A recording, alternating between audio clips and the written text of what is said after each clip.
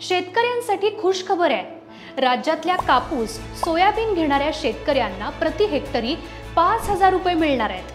कापूस उत्पादक शेतकऱ्यांसाठी एकूण 1,548 कोटी 34 लाख रुपये इतका, तर सोयाबीन उत्पादक शेतकऱ्यांसाठी 2,646 कोटी 34 लाख रुपये असा एकूण 4,192 कोटी 68 लाख रुपये इतक्या खर्चास मान्यता दिली आहे। पण या योजनेचा लाभ घेण्यासाठी ई पीक पाहणी पोर्टलवर कापूस, सोयाबीन पिकाची नोंदणी असणं आवश्यक आहे।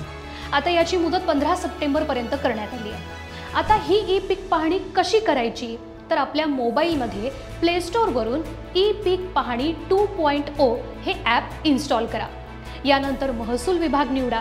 नंतर शेतकरी म्हणून तुम्ही लॉग इन करायचं आहे। चालू मोबाईल नंबर टाका। यानंतर नवीन खातेदार असाल तर ती सगळी माहिती तुम्ही यामध्ये भरायची आहे। किंवा जर तुम्ही मागच्या वर्षी काही नोंदणी केली असेल तर त्यामध्ये खातं आणि गट क्रमांक निवडा। इतर सर्व माहिती तुम्ही भरायची आहे। शेवटी आपल्या पिकाचा फोटो घ्या। सबमिट या बटनावरती क्लिक करून तुम्ही पीक नोंदणी ही जरूर करू शकता। आता बऱ्याच शेतकऱ्यांना ही ई पीक पाहणी करताना खूप अडचणी येत आहेत, तर पुन्हा एकदा हे ॲप तुम्ही अनइन्स्टॉल करून इन्स्टॉल केल्यानंतर तुमची नोंदणी ही जरूर होऊ शकते। तसंच बँक खात्याला आधार हे लिंक असणं गरजेचं आहे। महायुती सरकारच्या या निर्णयामुळे शेतकऱ्यांना दिलासा हा जरूर मिळाला आहे।